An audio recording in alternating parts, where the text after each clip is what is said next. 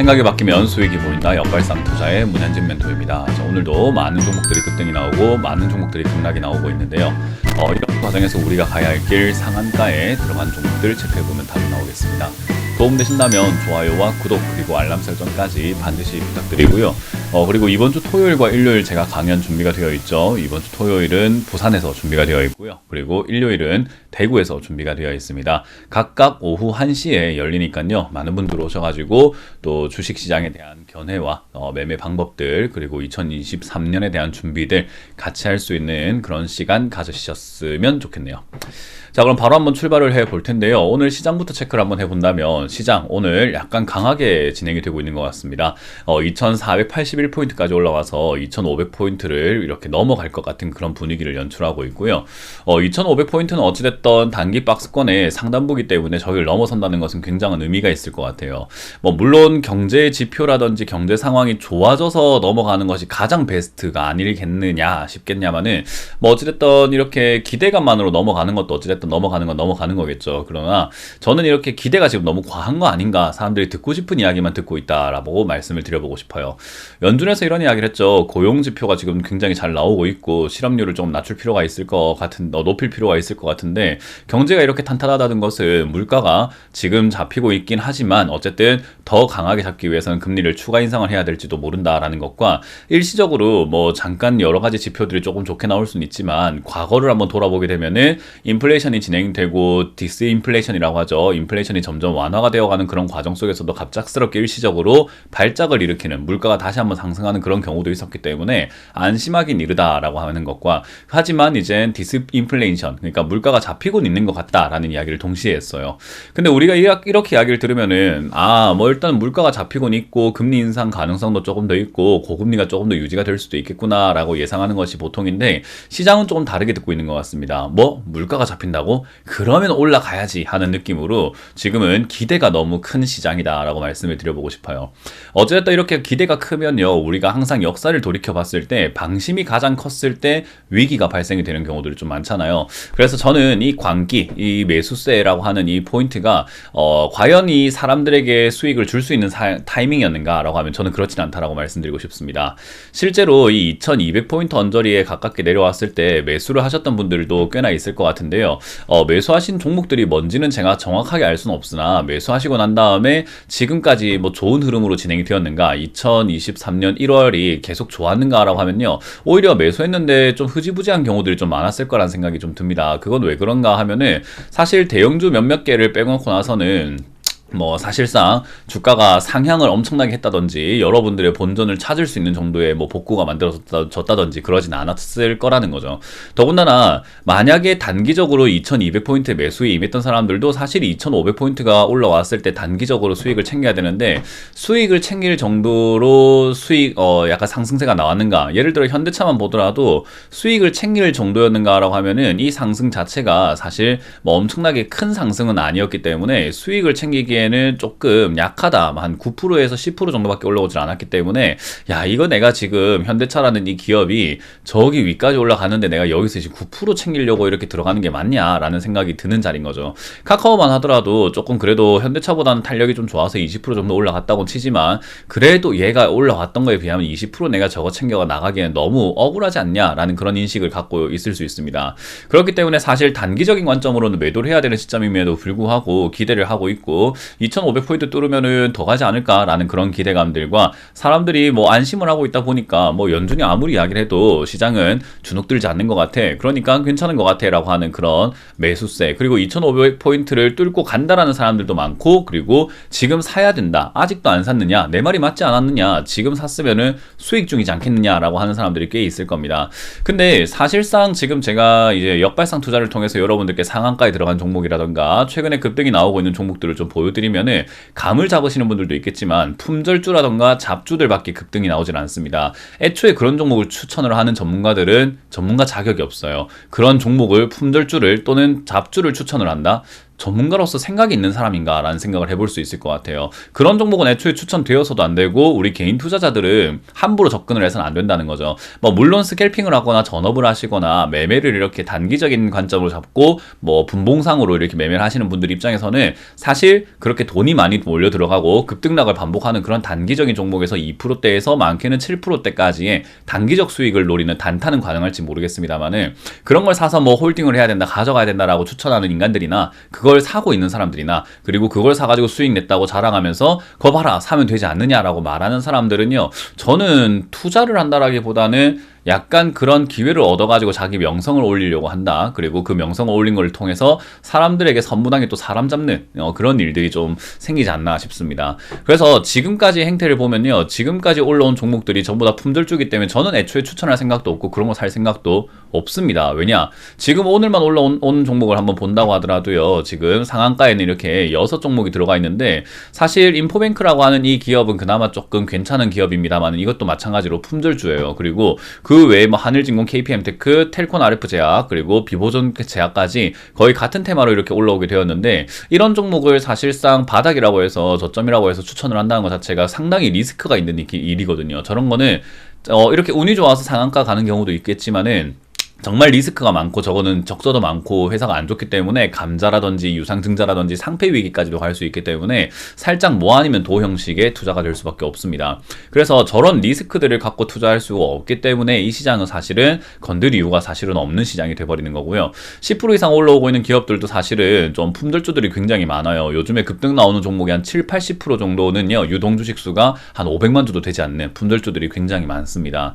그렇기 때문에 사실 이 급등이 나왔다라고 또 시장이 상승이 나왔다라고 해도 따라 붙을 수 있는 상승이 아닌데 따라 붙어도 되는 것 마냥 지나고 나니까 이야기하는 건 되게 비겁하지 않냐라는 거죠.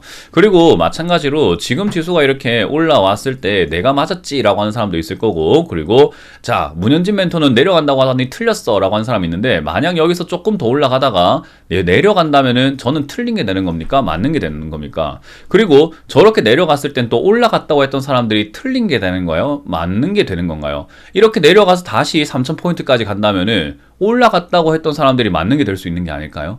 저렇게 갔는데 또 길게 봤을 때 저 뒤로 이렇게 봤을 때 만약 지수가 제가 생각한 것만큼 뭐 대공황이 와서 이렇게 밑으로 내려간다고 한다면 올라간다고 했던 사람들은 틀린 겁니까? 그러니까 사람들은 점쟁이처럼 지금 당장 올라간다 내려간다를 맞춰야 되는 것처럼 이야기하는데 전문가들 중에서 그걸 맞추려고 하는 사람이 있습니까? 예측을 하는 거죠. 그렇게 친다면 연준은 맨날 말 바꾸고 있으니까 다 틀려먹는 거고, 한국은행도 맨날 말 바꾸고 있으니까 다 틀리는 거고, IMF도 경제 성장률 수치를 매번 1.8%다, 2.1%다, 1.6%다 계속 수치를 조정하고 있으니 맨날 말 틀리고 있는 기관들인가요? 그러면 그런 기관들은 없어져야 되는 건가요?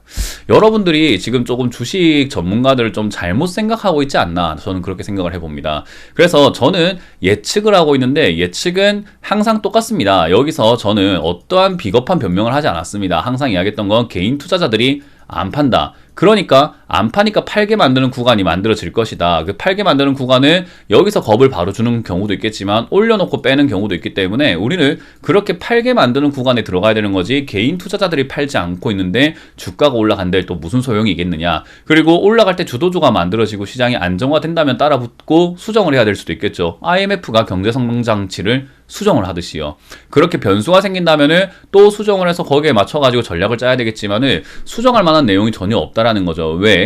지수만 올라갔을 뿐 그 어느 누구도 이 지수에서 행복을 누리지 못했기 때문입니다. 그 말은 겉으로 보기엔 지수가 올라갔고 여기에서 내가 맞았다라고 하는 사람들이 등장하고 거봐 샀으면 되잖아 라는 이야기를 하는 사람들도 하겠지만 실제로 그들이 수익을 내고 있는가 하면은 저는 아니라고 이야기합니다. 왜요? 그들도 물려 있을 겁니다. 그렇기 때문에 추가 매수 타이밍을 노리고 있을 텐데 지금 이 상승에 매수해서 추가 매수를 한다? 리스크가 굉장히 크거든요.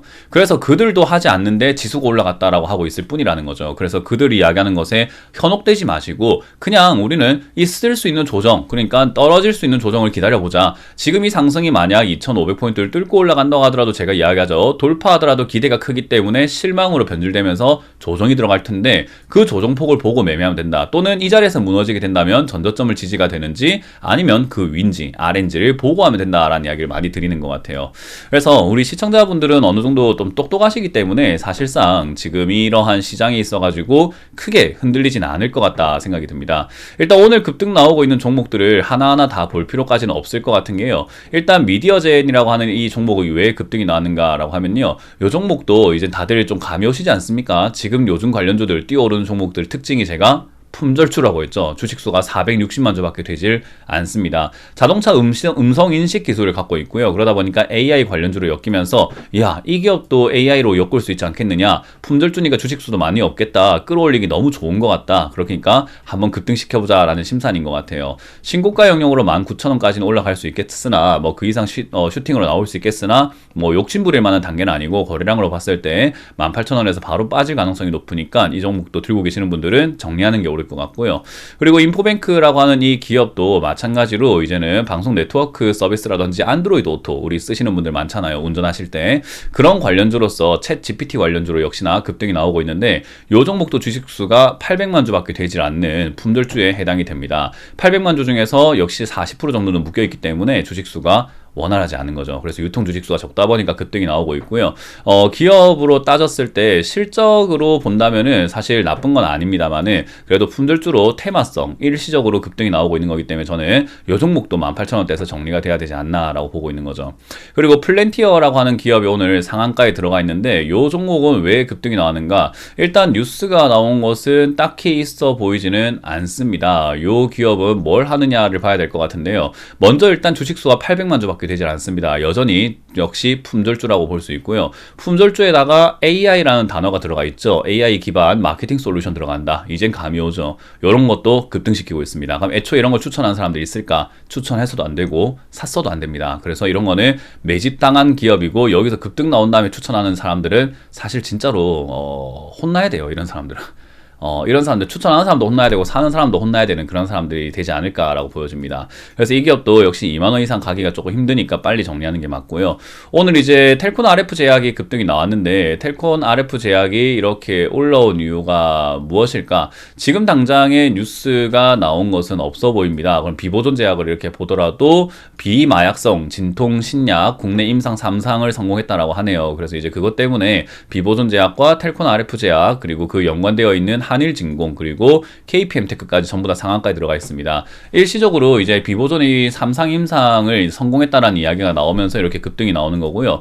이런 급등세는 어디까지 올라갈지는 정확하게 알 수가 없어요. 비보존 제약도 지금 보시면 거의 점상한가 날아간 상태인 거잖아요. 그래서 이렇게 급등이 나와버리면은 뉴스가 있기 때문에 전 뉴스를 기반으로 해서 매수세가 정말 많이 만들어집니다. 그래서 이거는 제약 바이오의 큰 특징이라 보시면 되고 텔콘 RF 제약은 사실상 같이 따라가는 기업이기 때문에 올라는 가겠지만 이거 한 획을 또 끌 것 같죠. 비보존 제약과 텔콘 RF 제약 그리고 KPM테크, 한일진공 이미 물려있는 사람들도 굉장히 많지만 또 여기서 급등 나올 때 물리는 사람들이 생기지 않을까라는 또 안타까움이 생각이 나네요.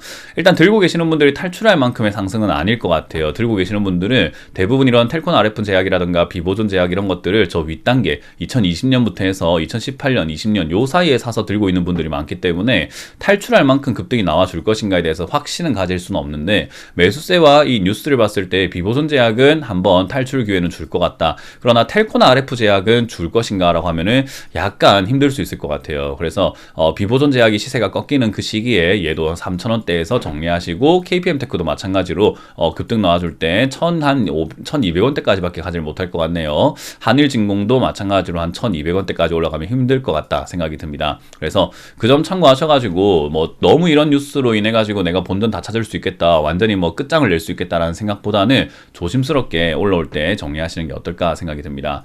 자 이렇게 보니까 오늘도 개별적인 호재가 있는 종목 빼고는 다 품절주예요. 그리고 10% 이상 올라오고 있는 종목들에도 품절주가 많은데 저는 이게 일시적인 지금 기대감들이 사실은 예측하기가 어려운 정도의 기대감이에요. 왜냐하면 연준 의장은 한결같이 똑같은 이야기를 하고 있거든요. 물가가 잡히곤 있으나 위험하다. 그리고 물가가 안 잡히면 금리를 더 올릴 수 있다라는 이야기로 경고성으로 이야기를 내놓고 있는데도 불구하고 수많은 사람들은 이제 그거에 대해서 약간 기대를 걸고 있다라는 거죠. 그래서 연준의 말을 듣지 않고 자기가 보고 싶은 것만 보고 듣고 싶은 것만 듣고 있는 상황이라서 2,500포인트가 사실 이론상으로는 떨어져야 되는데 지금의 사람들의 기대감과 저러한 기대감들이 도취되어 있을 때는 이거 잠깐 넘어갔다 올 수도 있겠다라는 생각이 들기도 합니다. 어쨌든 저는 전략은 똑같습니다. 넘어갔다 오든 그냥 가든 조정은 들어간다. 그 조정 때 우리는 매수를 해야 되는 거지 절대 지금 따라붙을 이유는 없다. 급하게 생각하지 마시고, 그리고 어제 살 걸 할 필요가 없습니다. 어차피 어제가 됐어도 못 샀을 거예요. 왜? 제가 말했죠. 지금은 잡주밖에 없기 때문에 사봤자 아무 의미가 없습니다. 그래서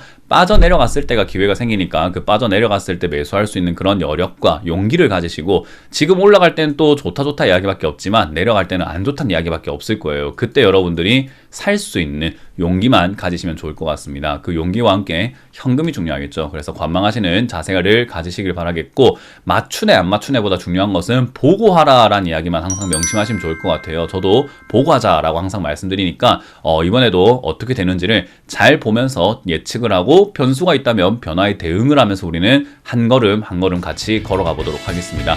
자, 이렇게 마쳐보도록 할게요. 지금까지 역발상 투자의 문현진 멘토였습니다. 고맙습니다.